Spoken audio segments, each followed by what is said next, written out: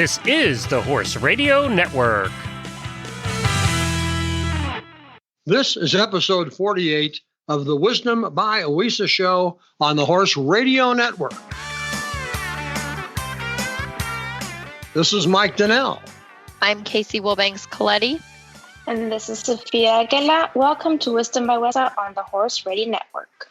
This podcast is brought to you by the Western and English Sales Association, WESA, which provides the world's largest trade events for retailers, manufacturers, and sales representatives of the equestrian industry.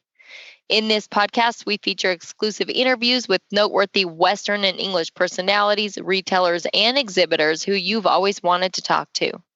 Don't miss out on all the news for manufacturers and retailers in the equine industry. This week is a special week for exhibitors, and Sophia is here to tell us why.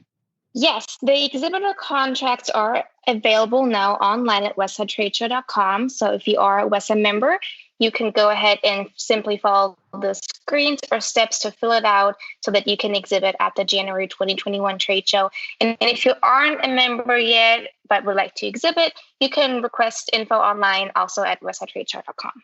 This year, WESA will create a new floor plan as you're at the DMC for the very first time. Can you share a tip for filling out the contract?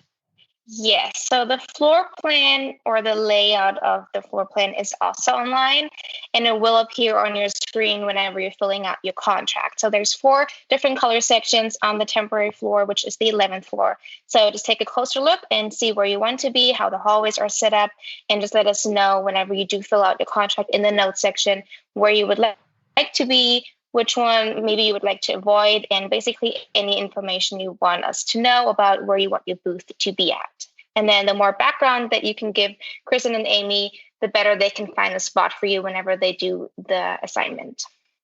As we're introducing the 14th floor, can you share where today's guest will be located? Yes, so from Kimes Ranch, you basically just turn right passing WESA members like Blackjack, Boots, and Coyote Cowgirl, and just go straight ahead and you'll find Agave Sky in room 14050. So today's interview will conclude the virtual tour of WESA's 14th floor. And yeah, that means we're only closer to the trade show. One day, a few years ago, an American artist living in Mexico met a local bootmaker. The artist, Deborah DuPont, wanted to design a custom pair of cowhide boots for herself, and the bootmaker agreed to make them.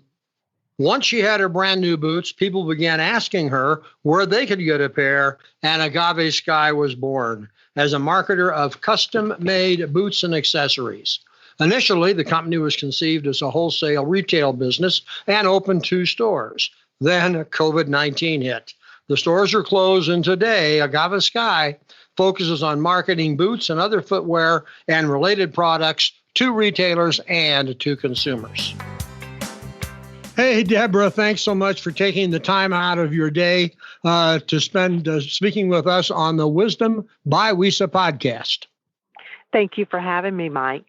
I think it's going to be, we talked a little bit the other day. It's an interesting story, interesting background. In fact, let's do that. Let's talk just a little bit about this idea you had to have your own pair of custom boots, and you came across a bootmaker, and the rest is history, but fill in the blanks just a little bit. So I met a bootmaker living in Mexico and wanted to design a pair of custom boots for myself, and I've made my living as an artist. So I was all into the design and what we were going to do with it. And she originally asked, how many pairs do you want to make? And I said 3. We'll make 3 for this year. And if we get it right, maybe next year we'll make another 3. And as I started wearing my boots around, people started asking me where I could buy them. And after a couple of times, I looked at my husband and said, hey, I might have a business here. So I ordered 12 pairs of boots and set up for a pop-up show, sold boots, took orders on boots, put up my own boots as display, and did a couple more pop-ups. And then in 2000, that was 2015 when I sold my first pair of boots. And then 2017, we opened our first retail store. And from there, you added a second store, and then COVID came along.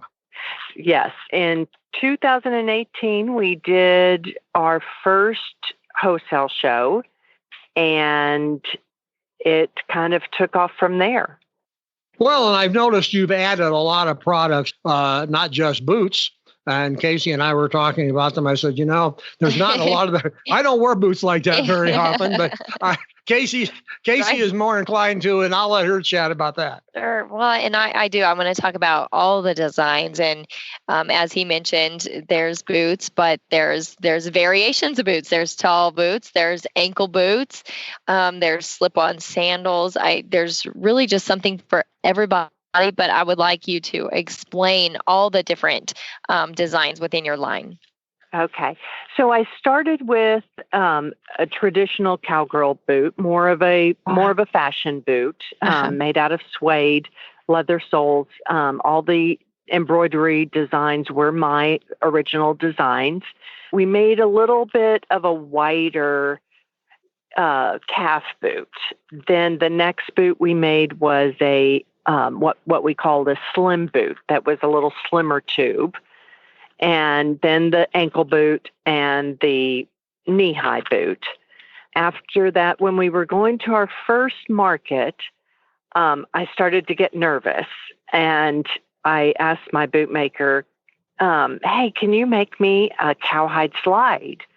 And they said, what do you mean? And so I sketched it out, and we started talking. They started pulling out leather and said, yeah, we can use 3 layers of leather, and then we can do the cowhide, and that's where that started. And then we expanded the line with the cowhide ankle boots. We now do custom cowhide slim boots, and then the whole line of cowhide shoes as well. Well, and as I'm looking, there's a lot of ostrich too. I see some ostrich sandals and really cool ostrich tennis shoes. Yes, thank you. So we source all of our own leather. We go to the market in Leon. We go to the factories in Leon and look at leather. While we were doing this, we've also picked out our own cowhides.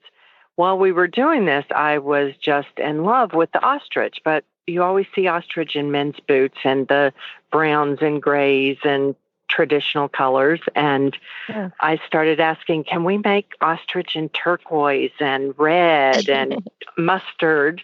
Yes. And we started working on color palettes, and then did a line of slides, and now a line of tennies as well. So I have a real problem with interviewing people on this show, because I feel like I need to do some shopping each and every time. And I'm sitting here. I love the amber flat sandal. I love the Georgia ankle boots with the scallop design. 2 of my very, very favorites. And that's just on your homepage of your website that I'm looking at. But just so many unique designs, and I can think of so many outfits to wear these with. But as Mike mentioned earlier in the conversation, obviously COVID-19 has been life-changing to all of us in so many different ways. I don't really have anywhere to wear anything right now, but I am so stockpiling my outfits to get ready to go places. But I want to talk about that just a little bit, and your kind of change in your store and closing the 2 stores. But now you're focusing on your marketing. I'm assuming that this is all online now and selling to retailers and consumers. Am I correct? Correct. So we do have an online website. We did tried to do a few small retail shows, really just to build our brand for our retailers. Sure. That was, we want, when people come and buy from us at market, we want to have already a captive audience for our brand. And that is why we are out there in the retail world. It's not something I want to continue to do. And I think we are dropping that off little by little. Well, and your marketing, I want to talk about that. You mentioned your website, it's agavesky.com. For those listening, really crisp pictures. The first thing I notice is just really unique pictures. I'm sitting here, and there's a gal in your product. She's got a banjo in one hand and a buffalo in the other hand. And that is something very important. It's so hard. I feel like it's so hard to be unique in, how many different ways can we be unique within the same industry? But you've done that. You have found your own niche. You've found your uniqueness. I love your pictures on your website. And so that obviously goes into the marketing category. And I just want to talk a little bit about that and your marketing avenues and your thought process behind your pictures and where you grab your ideas from. Well, I have to hand it to a lot of the influencers that we work with. They are so creative. I love working with the young girls. As much as I love working with boutiques, I'm honored to work with them. I think it's gratifying to get their feedback and have them buy our brand. Because we had the stores in Mexico that were retail, and then we have a whole different side of the business that is our wholesale Western side. I had a hard time with that for a long time and kind of figuring out which direction to go. COVID has actually made that a little bit easier for me because we're really focusing on our Western wholesale side. And I feel like those pictures really embrace what Agave Sky is about. Yeah. Just young women who are wearing our shoes, who feel comfortable in our shoes and are kind of being themselves. That's what we're about. I want women to feel good when they have our products on. I want women to get compliments when they have our products on. And nothing is better when a customer comes up to me at a show and says, "Hey, I absolutely love your products." That is the best thing ever. Absolutely. And not just footwear. We're looking at outerwear. I'm looking at some handbags right now, and correct me if I'm wrong, but I'm pretty sure there's some crossovers with your handbags and your boots. It looks like there's a crossbody purse that matches a pair of boots I just saw on the other page. Yes, we do. We do a line of embroidered bags, and then we also do a line of cowhide bags. I cut all of my own cowhide. Everything is made by hand. It's a two-person business with a great team of people in Leon. What would you say your most sought after product or style of footwear is? Definitely our cowhide slides have Really? hit a chord with people.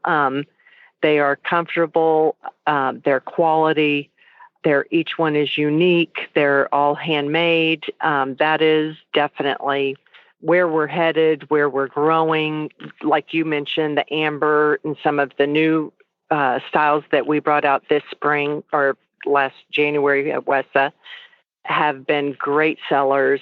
We've taken our original cowhide slide and dressed it up and done some really fun things with it, added some different colors and little embellishments, and that's been really exciting and fun to do and see the great response to that.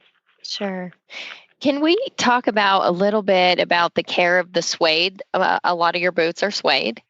And yes. What is the best way to care for them? So actually our suede boots are treated in the factory before they ever get out the door. What we recommend is that you clean them with a soft cloth or soft brush, and then once a year treat them with a suede and nubuck protector, and they will live forever. I wear my very first pair of boots all the time. Probably the boots that I wear the most. And I love to prop them up on a bench and show people, look where I went in the mud here. Yeah. I don't do anything to them. So they really do stand the test of time. There's another unique feature on your website as I'm just clicking through, because I try to keep the mind of a consumer as I'm looking through and pick out the things that are super cool for me, that if I was shopping, what I would look for. And there's a really neat description on each of your products. And then you'll also say, like this pair of boots, it's the knee-high dancing bones, and it says pair with tucked-in jeans for a casual look or with a short skirt or dress to elevate your outfit. So I think that's a really unique touch, too, to give some ideas while they're shopping, give some ideas of maybe what they can pair it with. Thank you.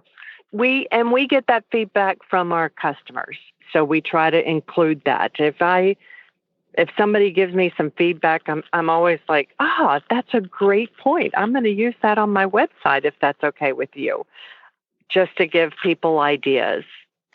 Well, and even though Mike said he does not wear these types of boots, I feel like those descriptions and stuff make it really easy for a gentleman to buy his wife a gift or girlfriend or sister or whatever the case may be.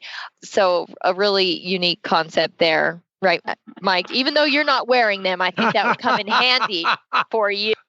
I do have a question, Deborah.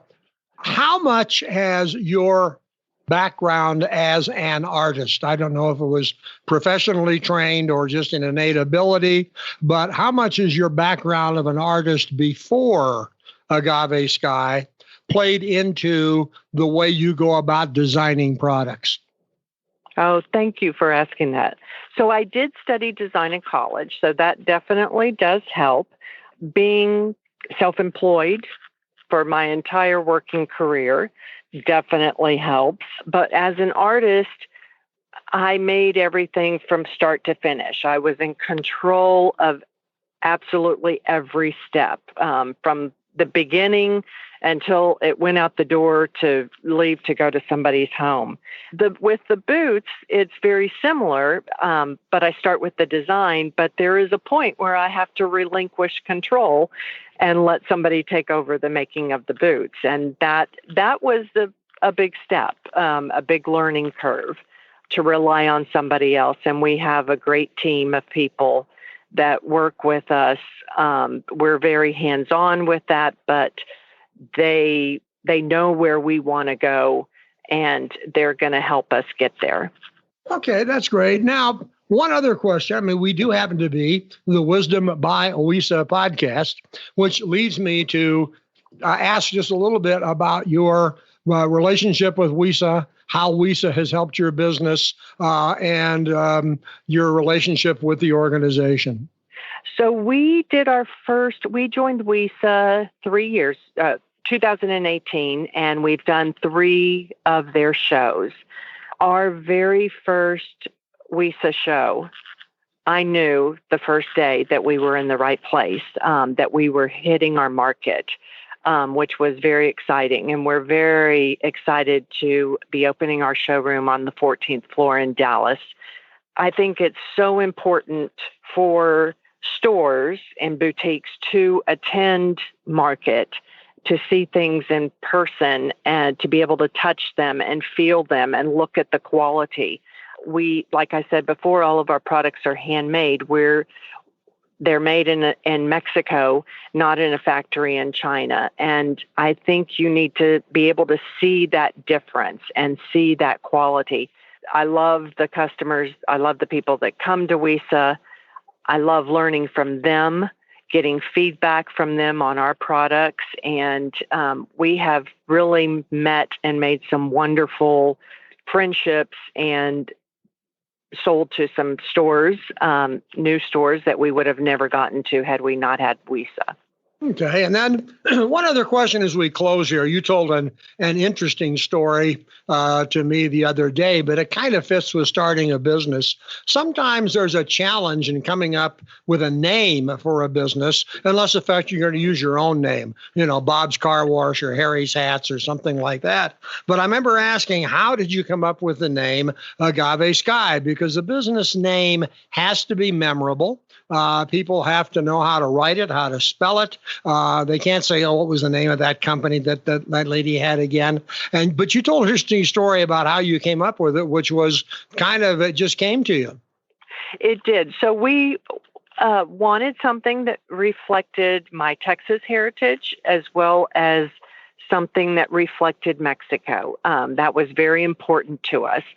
Agave, which is also used for making tequila, is a beautiful plant, and we started with that and then started playing around with it, and I sketched a design out, being an artist, with Agave Sky, and as soon as I did, we knew that was it. It had a great ring. It embellished everything that we wanted to stand for, and plus, both countries are under the same sky, so that fit perfect.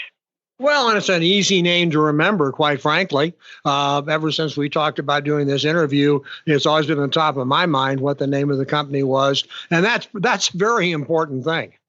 Thank you. And listen, so, hey, thanks for your time. We do appreciate you telling us the Agave Sky story. Casey, of course, is able to tell our listeners all about your product. And I just think it was a great little business plan, and you're doing fine with it. So thanks so much for taking the time to spend with us on the Wisdom by WESA podcast. Thank you so much for having me and learning more about our brand, Agave Sky. Show notes and links from today's show can be found at the website wisdombywesa.com. And of course, we'd like to have your feedback. There is a contact link on that website. The Wisdom by WESA show will be published on the 15th and 30th of every month. You can listen on most of your favorite podcast players, and you can also listen on the Horse Radio Network app on your iOS or Android phone. You just search Horse Radio Network in the App Store. It's free and super easy to use. Be sure to visit all the great shows on the Horse Radio Network at horseradionetwork.com. Thanks for listening to the Wisdom by WESA podcast. WESA, where the industry meets.